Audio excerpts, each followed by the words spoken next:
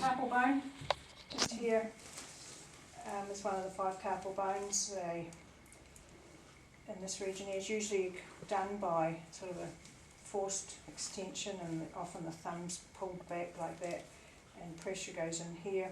At triage, you would, if the tenderness in their anatomical snuff box there, and then when you telescope the thumb back onto it, that's when you'll think, right, in scaphoid views for that. And it's a bone that's only got one blood supply to it, the distal end. So if you fracture through the waist of it, that means, and you don't treat it properly, you're going to get the proximal piece will become necrotic, you know, and then year down the track we've got to apply for funding to ACC, and then they've got to get, you know, grafting done from their hip and screw put in, and it's just a lot of grief. So if it's looked after initially, then it's not going to cause so much grief further down the track. 6 weeks minimum, sometimes longer if it's not healed. You know, if they've had a good. Sometimes on X-ray you can see the injury right up the first X-ray. They stay in that cast for 2 weeks, and then go into fiberglass, and that's fine. I've got the fracture, but at 2 weeks, you know, if they can't see a fracture at the first X-ray, but it's tender there, they'll put them in the cast, full cast, and they come to us at Fracture Clinic and go for another X-ray with cast off, and they still can't see a fracture there, but it's still very tender. They might end up going to CT for another X-ray just to confirm, because it doesn't always show up on X-ray. So it's when you've got to be careful with, basically, and you just want it in its sort of functional position. You don't want the thumb sticking up. You want, when you finish casting, your thumb and forefinger should be touching, so that's where your thumb should be. So that's there, and your fingers are going away while we're casting, but that's the position.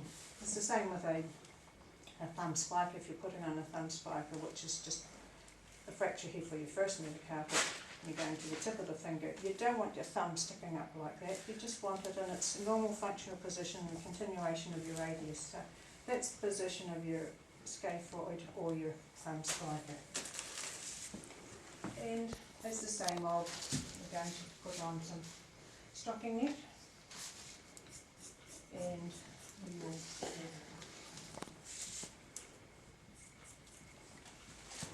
them in here.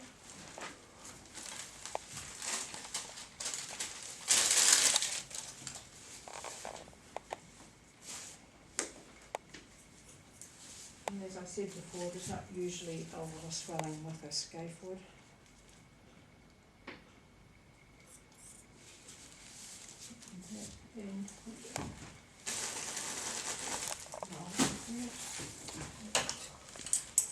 Is this reinforcing for you? What we did? Very reinforcing watching you. Me too. Amazing. For me too. Well, I'm pleased that some of you are picking up some things. So we've got all we need. We want to go for it now.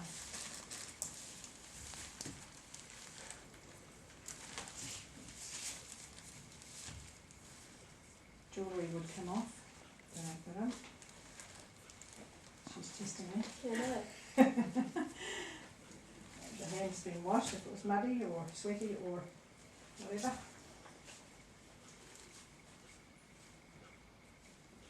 This is the one that people get a bit stumped with sometimes, with the cuts. I do, because I'm kicking it. Okay.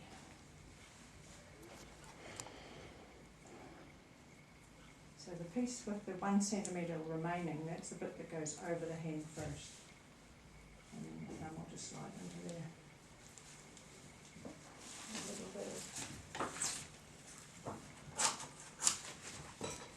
This is for the styroid. We don't have that sticky stuff that you're putting over the older stylo. Can you just use padding? Padding. You know, just your normal crepe, your normal. Well, I Yeah, suppose you that could put a little bit. You don't want to bulk up around the wrist with No, more, we would more just- grounds. I don't think We get some Metflex. Do you Be the same type of stuff. just need you could perhaps make a little bit of something like that and put it over it. I'll get Well, over it. More like just taking check a and see that they've got a prominent on. I would appreciate it if I had sure.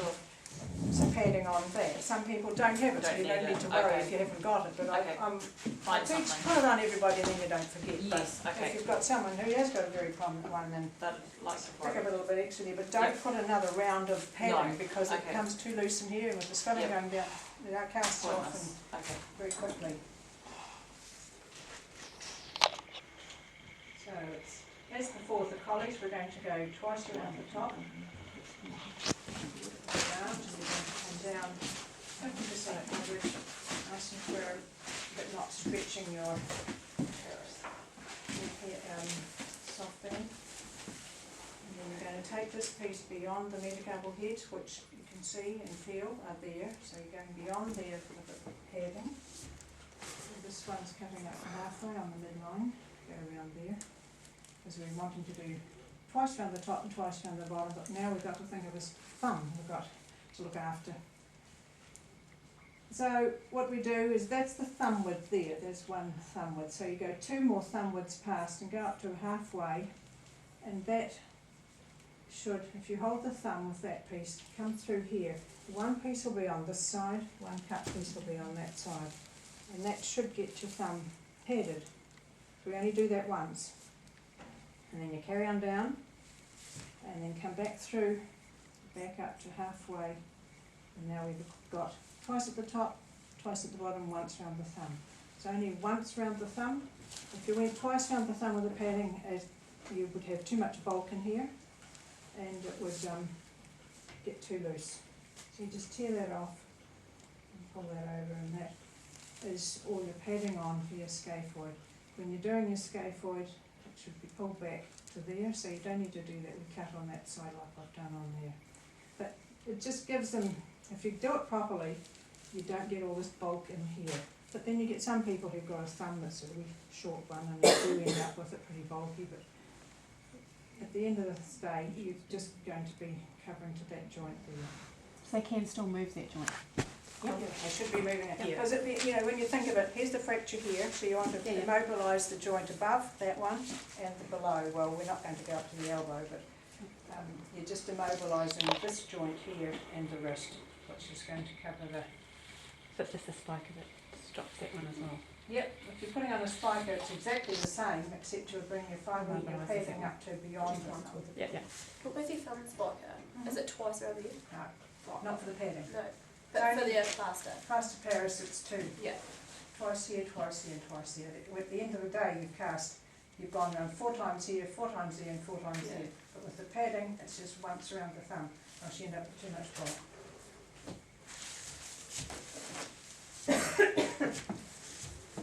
You sick of it yet? I'm learning stuff. I've done this for a long time. I haven't seen that. So So you, you coordinating, you don't really have to mess around with it. And sometimes when you're more senior, you don't have the pink as Don't get much. oh, well, you might be asked by the new girls, please come and supervise me, so you need to. Go to the mill first. Yes, and it's easy to hate. Right. You want 2 rolls of this.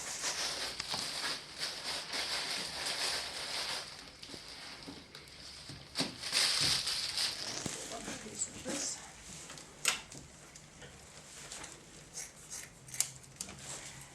There we go.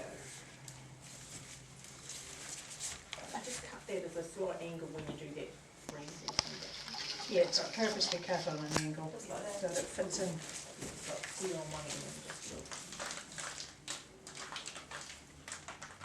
Just take a look back from the antifugal fossil there and just go down twice, once, and twice, and then you start moving down. And you can see how you roll when you're getting down here, your arm's so it wants to go that way.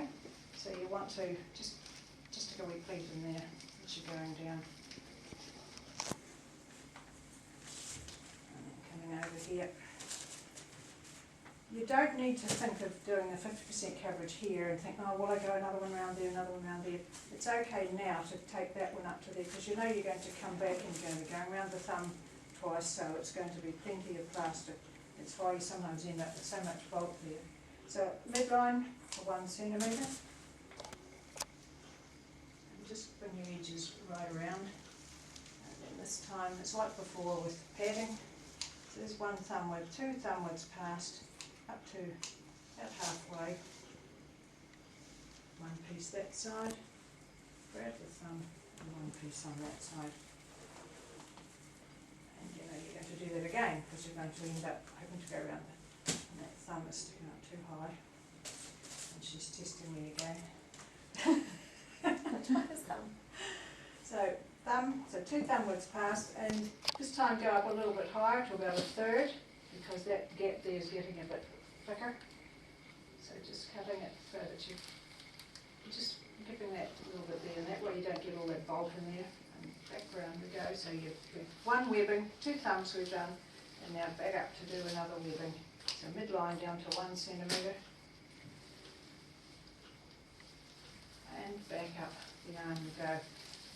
And if you haven't reached right up to the top and gone round there, then you know you're going to need like a 7.5 centimetre.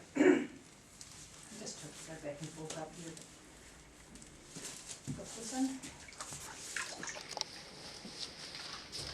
Pointed piece can go in there, and that just angles across the palmar crease and fits in there, just the reinforcement. This back here, joints free. Intercountable heads are free. Pull this all back. And this one down here, when that's at 90 degrees, that's not cutting in there. So those are your checkmates that you do before you put your last layer on.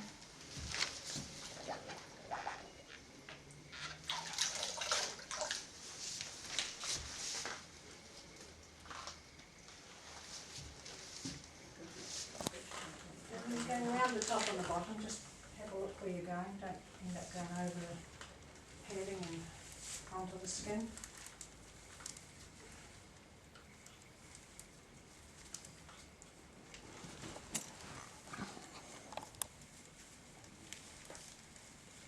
And it's the same as before. Midline down to 1 centimetre. Keeping it back from the edge. And now you see the thumb is quite short on there, so 2 thumb widths past and up to about 1/4 this time. One piece on that side, and this goes right through. And there's your other cut piece there. And same again. About 1/4.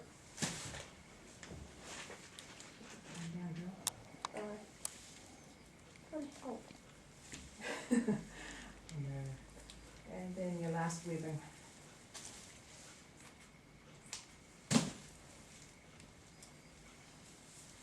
And back up the yarn.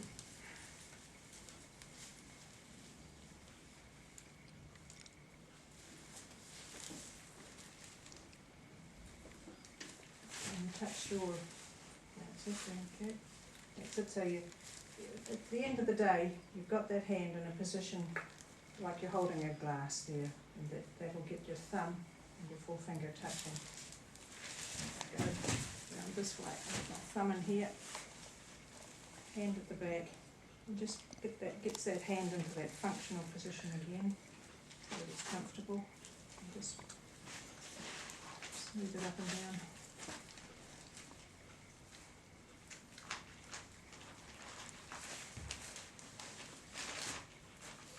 And you're telling them that they cannot get this cast wet, they cannot work with this cast, put a plastic bag over it, not in the air the whole time they're in the shower, or over the side of the bath. Petriconic appointment will come to them in the mail. We'll expect that within 2 weeks. And you've got to think, is this person live alone? Do you need to get help for them in their house? Can they manage?